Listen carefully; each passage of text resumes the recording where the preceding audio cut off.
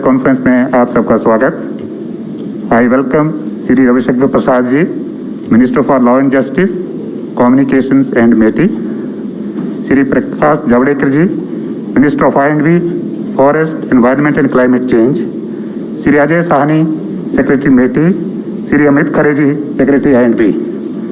तो आज की ब्रीफिंग के लिए I will request Shri Ravishankar Prasad ji to start the briefing please.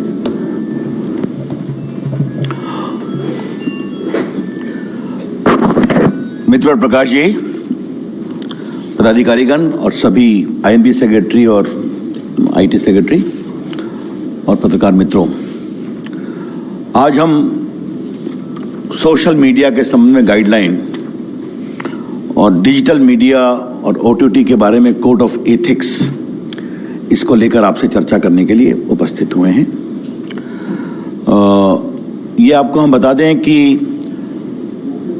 जो सोशल मीडिया है, बाकी इंटरमीडियरी है, उसके संबंध में जो हमने गाइडलाइन बनाई है नई, उसको मैं प्रस्तुत करूंगा। और अब डिजिटल मीडिया और ओटीटी के बारे में आईटी एक्ट के अंतर्गत ही हम लोगों ने वो एडमिनिस्ट्रेशन आई&बी को सौंपा है। तो आई&बी के द्वारा जो फाइनलाइज किया है, चर्चा करके बाद वो उस रूल के बारे में प्रकाश जी बताएंगे। Let me first lay down the ground rule very clearly. Social media is welcome to do business in India. They have done exceedingly well. They have got good business. They have got good number of users. And they have also empowered ordinary Indians. इसकी हम तारीफ करते हैं। व्यापार करें, पैसे कमाएं और सोशल मीडिया पर ऑर्डिनरी इंडियंस को आप मजबूत करें। आपका स्वागत है। The government welcomes criticism and the right to dissent. Let me make it very clear. And social media has been used to ask questions too, but it is very important that the users of social media must be given the forum to raise their grievance and resolution against the use, against the abuse and misuse of social media. Let me repeat, it is very important that the social media users running into crores should also be given a proper forum for resolution of their grievances within a time-bound manner against the abuse and misuse of social media. ये हमारा एक बहुत बड़ा इसका focus है कि we are empowering the ordinary users of social media in this process. बाकी प्रकाश जी उस विषय को बताएंगे। हमारे सामने शिकायत आती थी कि एक महिला की मॉर्फ फोटो दिखाई जा रही है, मॉर्फ किया हुई। बॉयफ्रेंड गर्लफ्रेंड स्प्लिट कर गए, बहुत कॉम्प्रोमाइजिंग फोटोग्राफ दिखाई जा रही है। ऐसे ऐसे प्रेजेंटेशन आ रहे हैं सोशल मीडिया में which cannot be called civilised from any point of view, impinging upon dignity, compromising the civilized norms of existence. इसकी शिकायतें हमारे पास बहुत आई थी। और बाकी चर्चा हम करेंगे कि how of late some intermediate and social media platforms we are used to garner commercial and financial controversy inter se among corporate houses.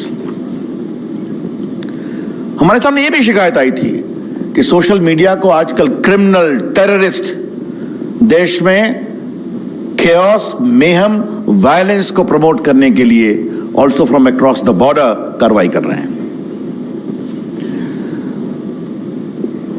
मैं आपको बताना चाहूंगा, the basic essence of this is what? I would say it a soft touch oversight mechanism, where we are insisting upon the platforms to develop the mechanism and have a robust redressal of grievances. और अब जब प्रकाश जी अपनी बात कहेंगे तो वहां भी एक सॉफ्ट टच मैकेनिज्म है where the platforms be the OTT और digital platforms are being emphasised to have a proper mechanism. ये हमारा फोकस है, ये समझना चाहिए। मैं I am wish to share some statistics to you. Bharat में व्हाट्सएप के यूजर्स हैं 53 crore. YouTube users are 44.8 crore. Facebook users are 41 crore. Instagram users are 21 crore and Twitter users are 1.75 crores. This is a good number. We are very happy about it. Indian users are using these platforms and they are also making good business case. Welcome. But what has happened, as I indicated in the very beginning, concerns are being raised over the years about rampant abuse of these social media platforms. ये आपके court के सामने बात आई है, parliament के सामने बात आई है, सिविल सोसाइटी ने बात उठाई है। और फेक न्यूज का तो ये हाल है कि आजकल मैं टीवी चैनल्स को देखता हूं कि वो भी एक फैक्ट चेक मशीन रखते हैं। जब प्रकाश जी ने यहां फैक्ट चेक शुरू किया तो हमने कहा नई बात है, but now I see many channels are having a fact check machine. Therefore this only confirms the rampant spread of fake news. और बाकी financial fraud, incitement to violence, ये सब चीजें चल रही थी। तो ये हमने देखा कि जो इंडिया में सोशल मीडिया का एवोल्यूशन हुआ है, many became as an intermediary, then became the social media, some became publishers overnight. ये भी अपने आप में एक डेवलपमेंट हुआ है, ये आपको हम बताना चाहते हैं।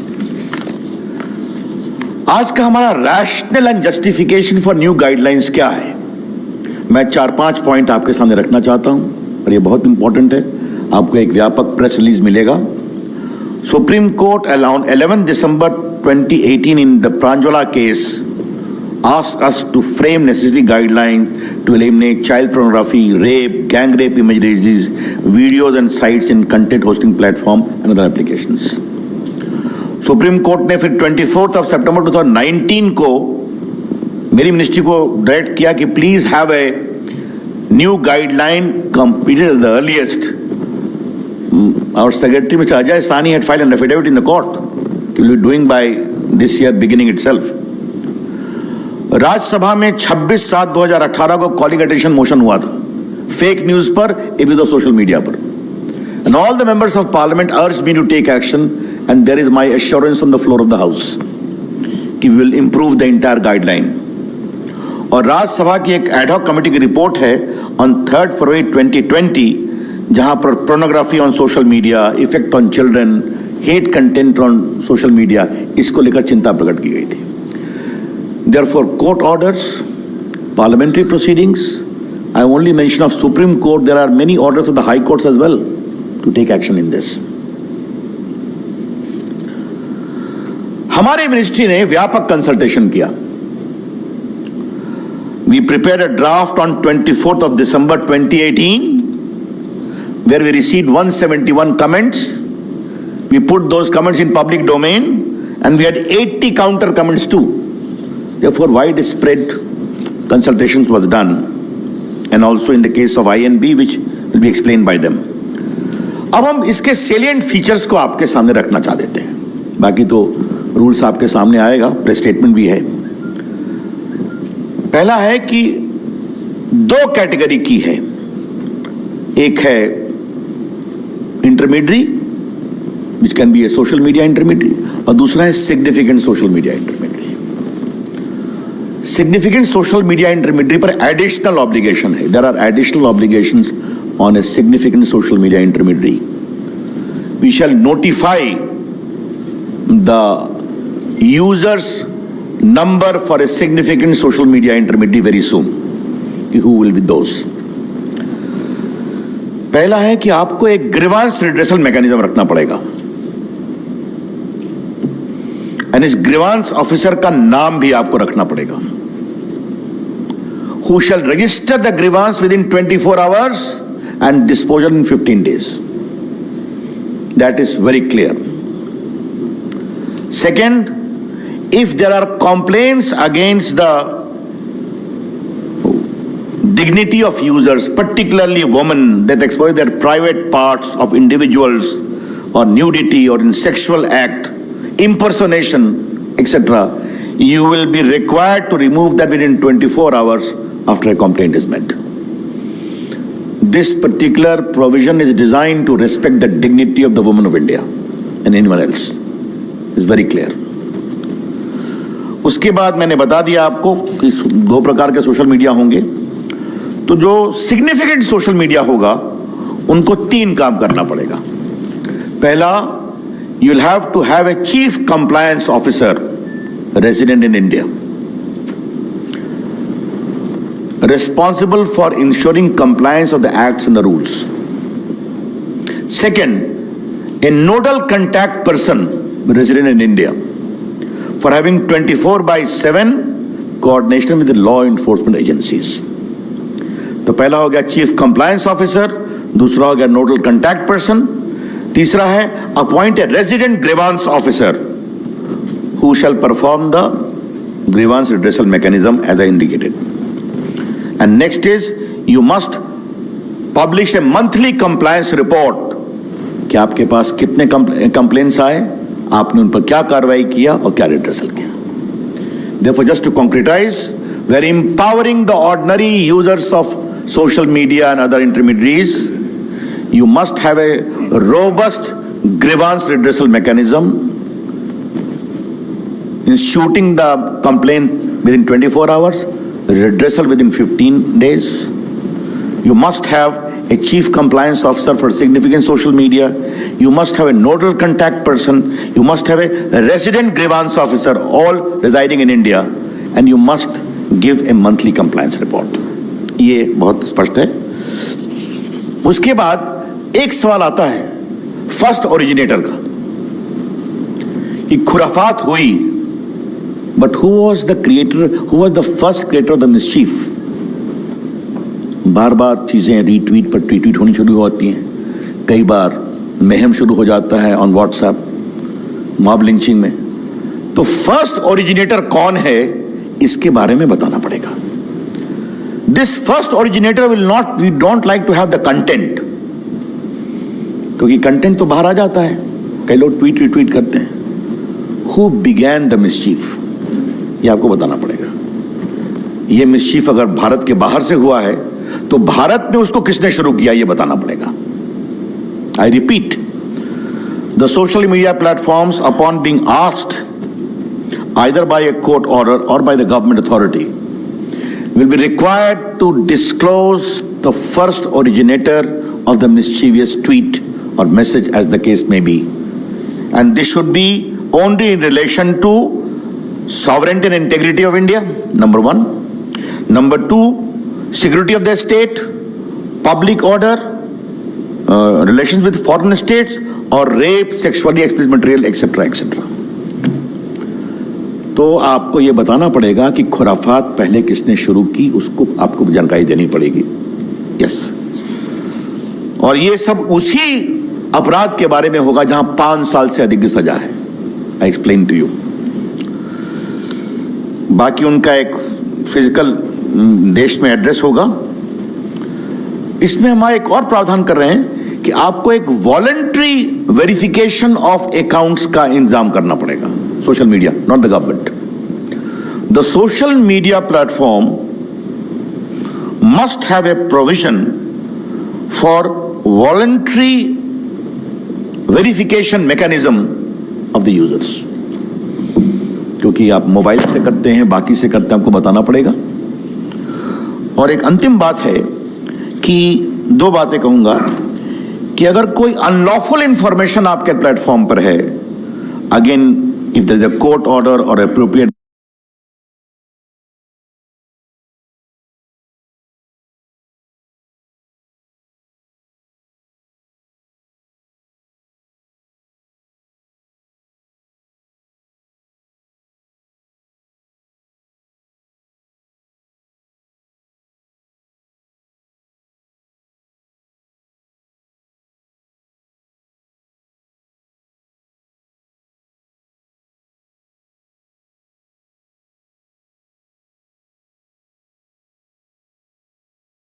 government or disable access to the content of any social media user, you are required to give him reasons and also hear him.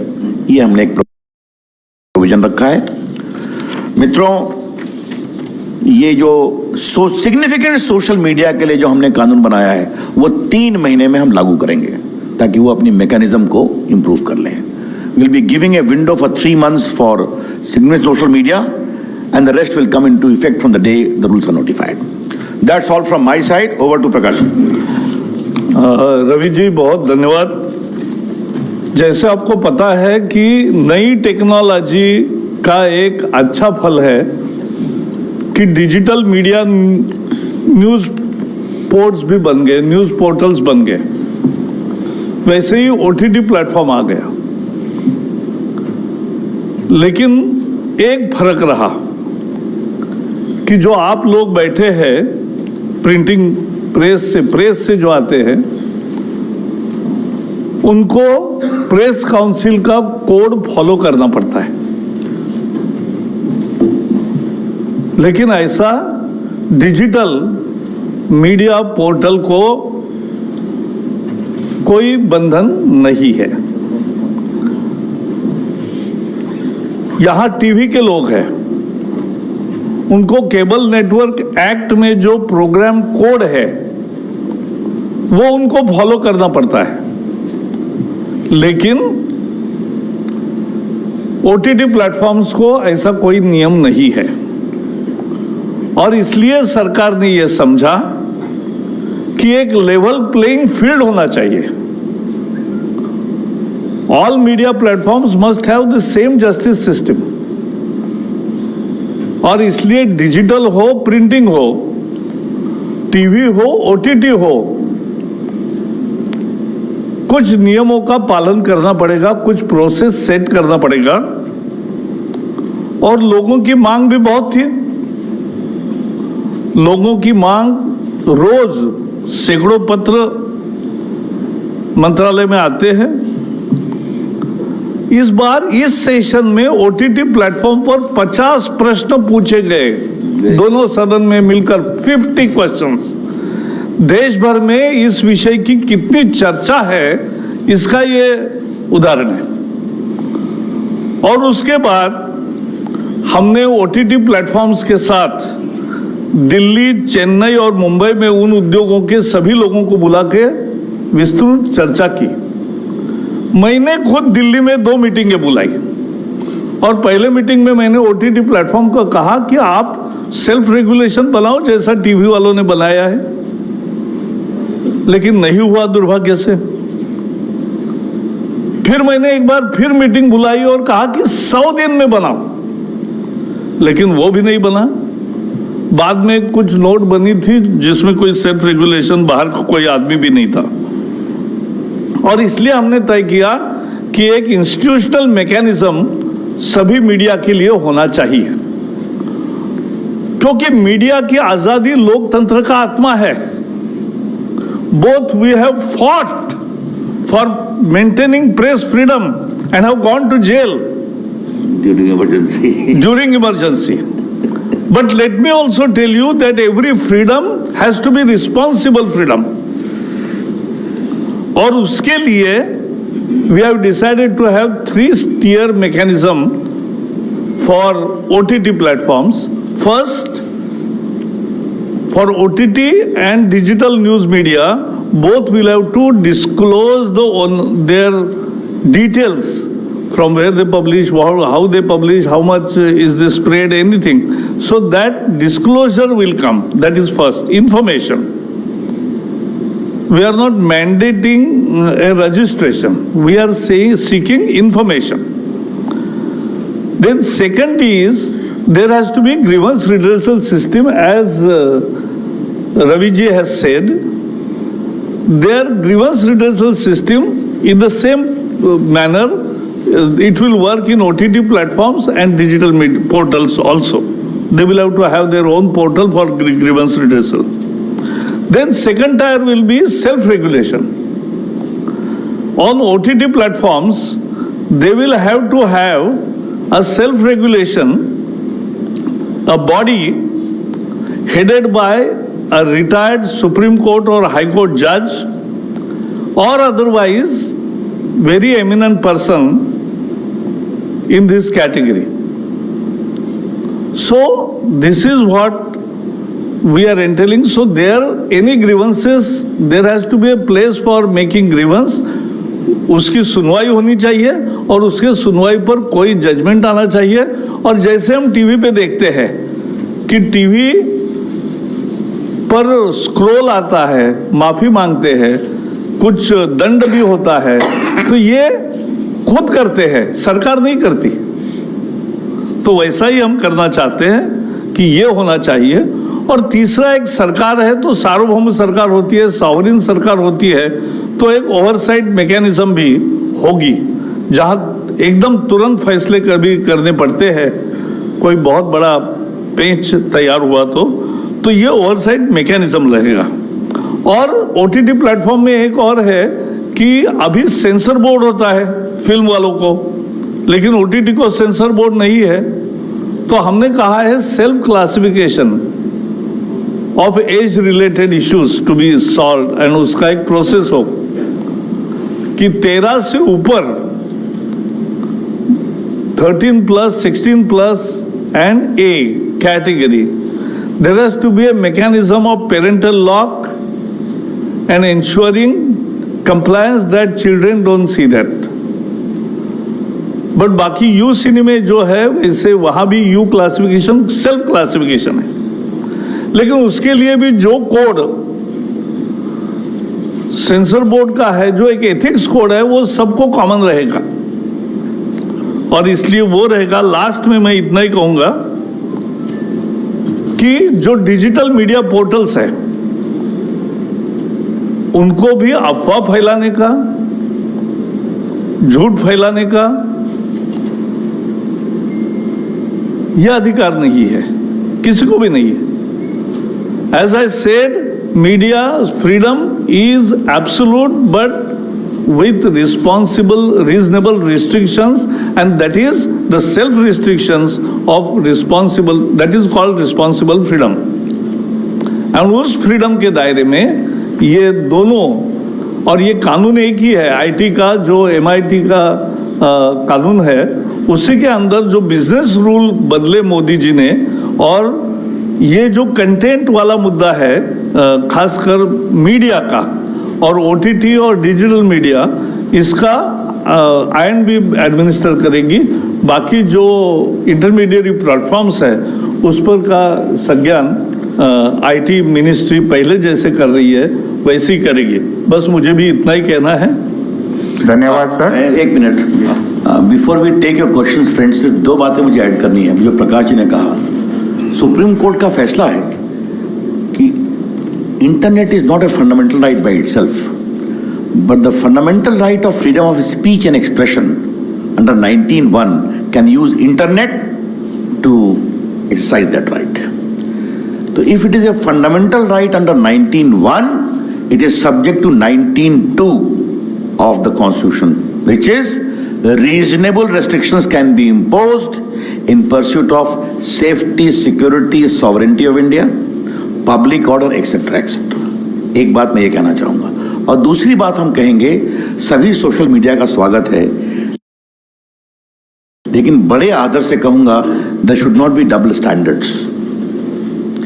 If an attack is there on Capitol Hill in Congress, then social media support the police action, but there is an aggressive attack on Lal Qila, the symbol of India's freedom, where our prime minister swore the national flag, you have double standard. This is plainly unacceptable. धन्यवाद sir. Friends, जैसे आपको बताया कि detailed press release जो है PIB की तरफ से जारी होगी। However we will take some questions. First at 39। Prakash ji, Ravi ji, ये सवाल इस चीज से जुड़ा हुआ है, आपके ही विषय से जुड़ा हुआ है। हाल ही में ऑस्ट्रेलिया में न्यूज मीडिया बार्गेन कोड लागू किया है और दुनिया के कई देशों में भी इस तरीके की प्रक्रिया शुरू हो रही है। तो क्या भारत में भी इस तरीके की चीज पर विचार हो रहा है कि जो सोशल मीडिया इंटरमीडियरीज हैं या जो प्लेटफॉर्म्स हैं, वो कंटेंट क्रिएटर और कंटेंट एग्रीगेटर के बीच में एक बैलेंस बना रहे? ऐसा है, जो ऑस्ट्रेलिया का मुद्दा है वो इससे अलग है थोड़ा। वो मीडिया की न्यूज़ जो छापते हैं उनको कुछ पेमेंट मिले न मिले ये भी एक मुद्दा है। लेकिन मैं इतना ही कहूँगा कि दुनिया के सिंगापुर, ऑस्ट्रेलिया, यूरोपियन कमीशन या बाकी अन्य देशों में भी इस विषय में क्या क्या हो रहा है इसका हम जानकारी भी रखते हैं और उसकी राय जब प्रकट करना होगा तो करेंगे। 53। सर, मैं मुकेश कौशिक हूँ, दैनिक भास्कर से। मेरा सवाल रविशंकर जी से है। आप रविशंकर जी पर्सनली भी बहुत इस बात के वोटर ही रहे हैं कि सोशल मीडिया पर जो अकाउंट खुलें वो फेक ना खुलें, नामी ना हो, और इसलिए उनकी कोई ऑर्गेनिक लिंक होनी चाहिए। हम इस दिशा में क्या कर रहे हैं कि वो अगर कोई अकाउंट खोले तो वो अपने मोबाइल नंबर उस पर डिस्क्लोज करे, एक OTP आए, उसके बाद ही कोई अकाउंट खुल पाए। इससे हम लोग एक वेरिफिकेशन हो जाएगा उसका। देखिए, जैसा मैंने आरंभ में बताया था, इस नए गाइडलाइन का पर्पस क्या है? सोशल मीडिया खुद ये काम करें और उनके यूजर से करवाएं। हम सरकार का हस्तक्षेप कम से कम चाहते हैं, इसीलिए एक voluntary mechanism social media platform create करें और उनके रजिस्ट्रेशन कराएं। उनका मोबाइल तो उनके पास ही है, सिम कार्ड है, आधार कार्ड है, क्या करना है उनको तय करना है। लेकिन हम जरूर चाहते हैं, अपेक्षा होगी कि ये वेरिफिकेशन जरूरी है, वरना वो भारत से ट्वीट हो रहा है, रिट्वीट हो रहा है, विदेश से हो रहा है, पाकिस्तान से हो रहा है, कहीं ना कहीं तो इसके बारे में एक मैकेनिज्म होना चाहिए। 13। सर, मेरा सवाल एक प्रसाद सर से और एक जावड़ेकर सर से, दोनों से है।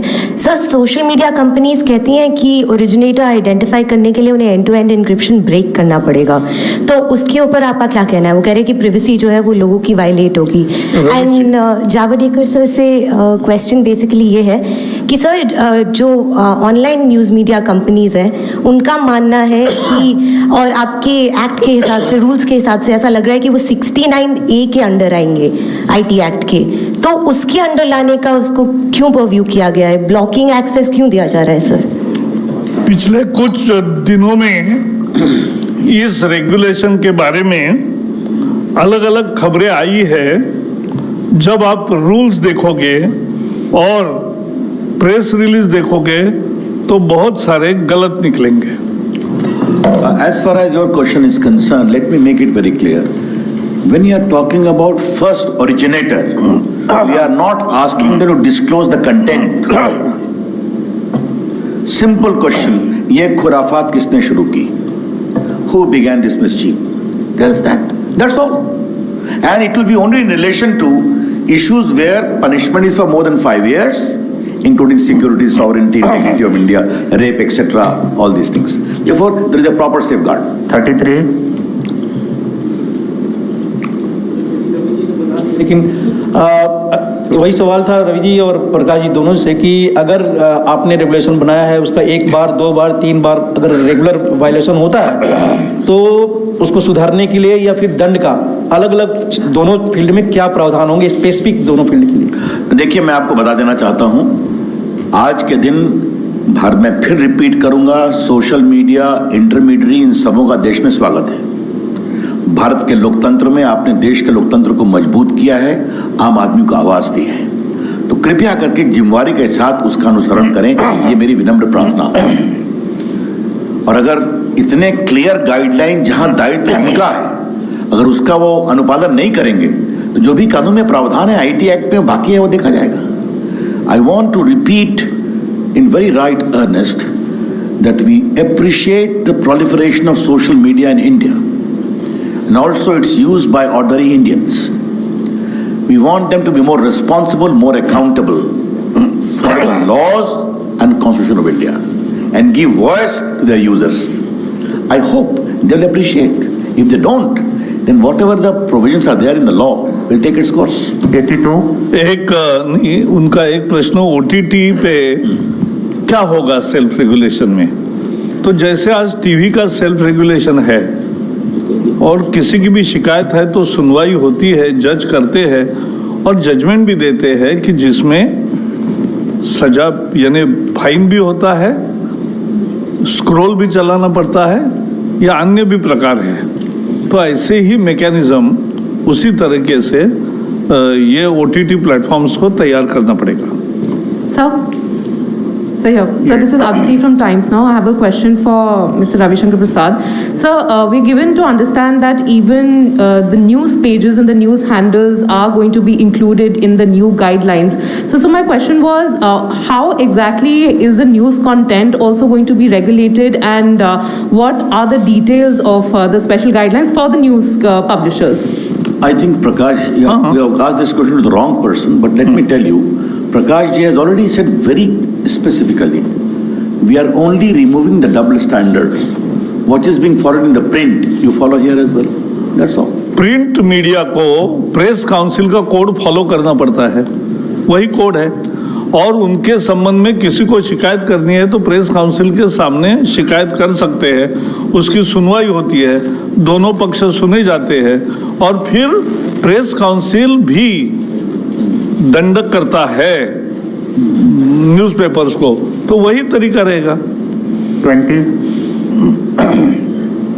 सर, ये आइडेंटिफाई करने की प्रोसेस क्या होगी? कौन सा डिसीजन मेकिंग अथॉरिटी कौन होगा? क्या आईटी का सेक्रेटरीज का पैनल होगा जो उसको आइडेंटिफाई करेगा कंटेंट को, या फिर कंप्लेंट किसी की भी हो सकती है, मेरी भी हो सकती है, या बेटे किसी की भी हो सकती है? पहली बात बता दूं कि जो वेरिफिकेशन आपने बताया, तो सोशल मीडिया आराम से सिम कार्ड से, मोबाइल नंबर से वेरीफाई कर सकते हैं, इसमें तो कोई दिक्कत नहीं है। मैंने बताया कि चाहे वो प्रकाश जी का विभाग हो या मेरा विभाग हो, पहला ग्रीवांस रिड्रेसल आपको करना है, मैकेनिज्म बनाना है, और सोशल मीडिया को 2-3 काम और करना है जो सिग्निफिकेंट है। अब आप नहीं करतेंगे तो बाकी तो आईटी एक्ट में तो प्रावधान ही है ना, उसकी चिंता की जाएगी। आप तो जानते हैं आईटी एक्ट, तो सेक्रेटरीज का पैनल जो है वो डिसाइड करेगा किसी का, जो आईटी एक्ट में प्रोविजन है उसके अनुसार। आज हम रूल्स गाइडलाइंस लेकर के आए, आईटी एक्ट की तो प्रावधान नहीं है ना। 37 लोगों को सवाल पूछ रहे दीजिए इस पर। हाँ, कोई Sir, I'm just adding to the question on the news websites that are being included. What I want to understand, since for the first time that has been done, sir, there hasn't really been any consultation with the stakeholders. All of us have now been included in the IT Act. Do you intend to get us on board, have a conversation on this? What is the government planning to do? पहले तो आपने अच्छा सवाल पूछा, क्योंकि हमें पता ही नहीं है कि डिजिटल न्यूज पोर्टल्स कितने हैं। इसीलिए तो हमने कहा है कि उसका डिस्क्लोजर ऑफ इंफॉर्मेशन यह आपको करना है, तो हमें पता चलेगा इतने हैं। कंसल्टेशन करें किससे, ये भी तो मुद्दा है ना। तो सारी जानकारी आएगी, तो हमारे दरवाजे सबके लिए हमेशा खुले हैं। कोई भी आपके सुझाव है तो जरूर आपका स्वागत है। 72 जेल किसको होगी, यूजर को कि और प्लेटफॉर्म? ये ऑफेंडर, लॉ ऑफेंडर। चलिए आगे let's go. Yes, who is next? 17 quick fast. Sir, मैं नवनीत मिश्रा हूँ, न्यूज एजेंसी आईएनएस से। एक रेवेन्यू शेयरिंग को लेकर के बार बार सवाल खड़े होते हैं। फेसबुक और ट्विटर करीब 11,000 करोड़ सालाना का इनकी कमाई होती है भारत में, तो इसको लेकर के सरकार की क्या नीति है? क्योंकि ये कहा जाता है कि वो अपनी कमाई सही से वो शेयर नहीं करते। देखिए, आज का विषय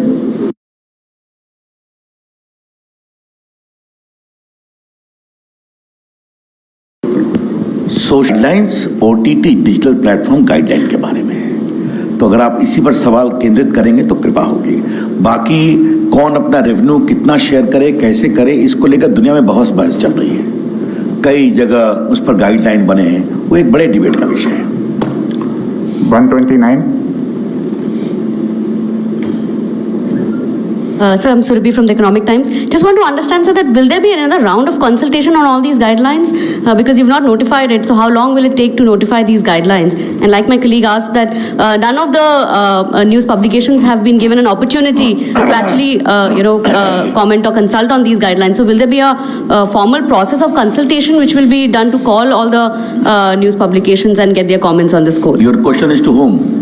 Prakash sir, and also to you sir, in terms of when we will notify the final guidelines. मैंने जैसे बताया, ओटीटी प्लेटफॉर्म्स 40 एंटिटीज नोन है, उनके साथ 3 बार कंसल्टेशन दिल्ली, चेन्नई, मुंबई में हुआ। 2 बार मैंने दिल्ली में सबको बुलाकर मीटिंग की, जो आज मैं गाइडलाइन ले आया हूं उसका ही उन्हीं को करे खुद, यह हमने आग्रह किया। दुर्भाग्य से 6 महीने में नहीं हुआ और इसलिए अब गाइडलाइन आई है। और कंसल्टेशन कहोगे तो जैसे रवि जी ने कहा, उनका तो गाइडलाइंस वेबसाइट पर रखे ही थे ओपन, और उस पे 177 कमेंट्स भी आए और कोई काउंटर कमेंट भी आए। तो ये कहना कि कंसल्टेशन हुआ ही नहीं, सिर्फ डिजिटल न्यूज पोर्टल का मुद्दा ऐसा है, कौन है और कैसे कौन कौन है ये किसी को पता ही नहीं है।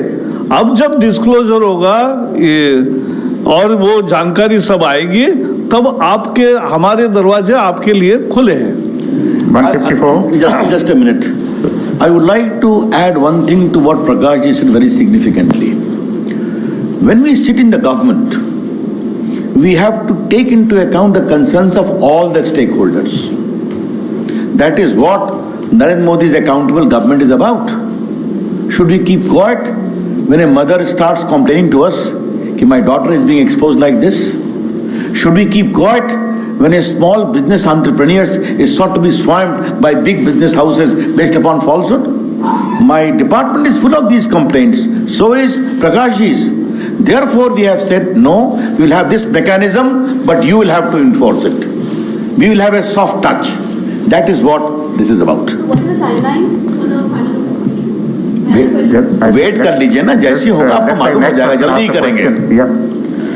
So my name is Swati Mathur. I'm from the Times of India. My question is to Mr. Prakash Javadekar. Sir, I'm here. Yeah. Sir, you referred to the Film Censor Board and you also talked about age-related classification for OTT content. Now, what I want to understand is that you said that there should be parental locks. Isn't it incumbent on the consumers watching that content to, impose whatever? Here you seem to be, penalizing the OTT digital platforms for not providing, मैंने जो कहा फिर से कहता हूं, फिल्मों के लिए सेंसर बोर्ड है, टीवी के लिए प्रोग्राम कोड है, ओटीटी के लिए कुछ भी नहीं है। तो प्रोग्राम कोड आएगा जो टीवी वालों को है, सीरियल्स वगैरह सब चलते हैं, और सिनेमा के लिए हम अभी सेंसर बोर्ड उसमें नहीं ला रहे। हम उन पर विश्वास रख के आप क्लासिफाई करो कि 13, 16 प्लस एंड ए फिल्म्स कौन से, और घर में भी देखा जाता है तो घर में बच्चे ये नहीं देखेंगे। इसकी एक सुचारू व्यवस्था वो प्लेटफॉर्म की भी जिम्मेवारी है और घर वालों की भी है। Number 10. So how would you categorize, what would be the criteria for significant social media intermediaries? I think, sir, initially in your comments, you also said that significant social media intermediaries will be given 3 months to comply with this. Is there any timeline for OTT as well, sir? Mr. Javadekar, this is a question to both, sir. The first question is significant social media and non-significant social media would be classified based upon the number of users. Very soon, we are going to notify it. It will be a significant number, maybe 50 lakh or above or something like that we are working out, but very soon we are going to notify that. And once significant social media reach is notified, they will be given a 3 months time because they have to have additional obligation. Chief Compliance Officer, Nodal Officer, Grievance Redressal Officers. For others, it will kick in immediately. 47. Venkatraman, vanakkam. Yes, vanakkam. And sir, question about the subject, not about Tamil Nadu election. Yeah, I'm related to Tamil Nadu only. I'm going to ask you, what message you want to give it to the people of Tamil Nadu? I think. But so far, whatever you said in Hindi, you are addressing the only North Indian media. No. But you're not bothered about taking into consideration Tamil Nadu. Because Ravi Shankar ji had a stake in Tamil Nadu. He was responding in English. I will respond. I will respond to you in English. See, the advancement of technology has brought on the fore very useful mechanisms, and like OTT platforms and the digital news portals. But there were any mechanism, institutional mechanism to guide to the people also, because for films there is censor board, which we are not repeating here in OTT, but there is self-regulation mechanism in TV with program code to be followed.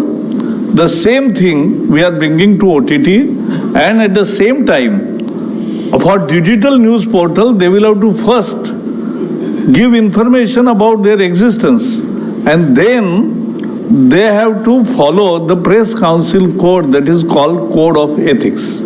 So this is what we are expecting. We believe in our media. We believe they're responsible. And as I said, we fought and went to jail for 16 months to preserve the freedom of media. But media's freedom is also has to be responsible freedom. To make it that responsible freedom का ही ये एक mechanism है. This is the mechanism for responsible freedom. 18. Javadekar Saab, I just wanted to get a small clarification on the issue of suo motu powers or emergency powers, when government will intervene. How will it play out? What is the mechanism? Who will be the nodal agency? And how do you expect this compliance within 36 hours? There is, even on today's TV shows and complaints, there is a standard interdepartmental oversight mechanism. So that is already exists. There are proper provisions under the IT Act to take emergency measures in case of real emergencies. But once those orders are invoked by the IT Secretary or by the INB Secretary, as the case may be, it has to be affirmed by a proper committee, it has to be reviewed, and there is a review mechanism which we have imported, that of the telegraph rule, namely headed by the Cabinet Secretary in the Government of India and Chief Secretary in the State Government. Therefore, there are proper safeguards also in case of exercise of emergency powers. Sir नमस्कार, मैं Pradeep total news से। Sir मेरा एक clarification जानना था कि जो ये गाइडलाइन तैयार की गई है, क्योंकि हाल के दिनों में हमने देखा है जो पॉलिटिकल पार्टियों के IT सेल्स होते हैं वो खास तौर से हेट स्पीच चलाते हैं और उसके बाद वो वायरल होते हैं, उसके बाद एक पॉलिटिकल मैसेज जाता है। तो क्या इसमें पॉलिटिकल पार्टी भी इस दायरे में आएगी और उसका क्या गाइडलाइन होगा? देखिए, मैंने आपको पहले भी कहा था कि अगर देश में करोड़ों लोग सोशल मीडिया को यूज कर रहे हैं तो अपने वो विचारों का भी मैं अपनी पार्टी के भी विचारों का कर सकता हूं, वो भी कर सकते हैं, लेकिन जो नॉर्म्स है उनका तो पालन करना पड़ेगा ना, कि आप किसी को डिफेम मत करिए, किसी महिला के खिलाफ इस तरह की बातें ना करिए, आप आतंकवाद को ना बढ़ाइए, या कई चीजें जो अब चली हुई हैं, तो इसका विचार करना पड़ेगा। ये सब पर लागू है, कोई पॉलिटिकल एक्टिविस्ट हो या नॉन पॉलिटिकल एक्टिविस्ट हो। 38. So, Anushri from Financial Express. My question is to Mr. Javadekar. So, you spoke about the self-regulatory body for OTT, and which will be headed by either a retired Supreme Court judge or a High Court judge. So, how many members would this body have, and will it also have representatives from OTT platforms? Because in the previous consultations, the representation was not equal, and it was one of the reasons why the ministry had to, step into for formulation of this guidelines. Also, under what circumstances the ministry will step in case the mechanism or the body fails to, handle a grievance? We have not taken any additional power in these guidelines. The oversight mechanism, as explained by Ravi Shankar ji, exists and it will exist. I want to make very clear to my learned journalist friends that we have not framed any new law or any additional law. Under the existing IT Act mechanism itself, in exercise of Section 87 rule-making power, we have framed these rules and the Code of Ethics. They should be clearly understood. 40. Hi sir, this is Ashish from the Indian Express. I wanted to ask a question that in the case of messages which go viral and finding the originator, it has often been seen that a VPN or a proxy network is used by the perpetrators. So who would be held liable in such a case? The social media intermediary or VPN? Well, Ashish ji, these are academic questions. As I said in the very beginning, as Prakash ji said, we are trusting the platforms to be accountable in terms of these regulations. We are trusting self-regulations. And once they will go through all the norms, which will be very much put on the platform, they need to improve their mechanism, whether it is grievance redressal or verification or classification of the curated content. तो हम तो उनको trust कर रहे हैं. इस बात को प्लीज सारे मित्र समझें कि the focus of this guideline, whether in the case of social media or in case of creative content, is on self-regulation. You develop, this is the norm, please ensure it followed up. Last question, 15.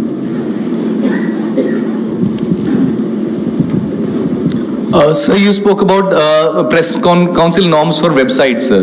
Sir, there has been a long demand to increase the ambit of the press council. As a follow-up, is there a plan to do so? Secondly, sir, I also wanted to ask that internet is a global entity. You may set the norms for Indian websites. Have you thought of kind of the same kind of norms could be floated by websites based abroad? So is there any thinking on that? See, it's a different topic whether the Press Council Act will be expanded or given teeth. It's a continuous discussion. Let's see what happens. जहां तक आपका सवाल है, I do acknowledge internet is a fine creation of human mind. But if internet is a global phenomena, it must have linkage to the local ideas, local culture, local customs, and most important, local laws, our constitution and laws of India. अब ऐसा तो नहीं चलेगा ना कि आप America में बैठ के आप यहाँ दिखाएंगे और यहाँ के ग्रीवांस का रिड्रेसल नहीं होगा, यहाँ के एब्यूज चलता रहेगा, मिसयूज चलता रहेगा. ये हमारी अपेक्षा होगी. Thank you very much, sir. Thank you, friends. Thank you.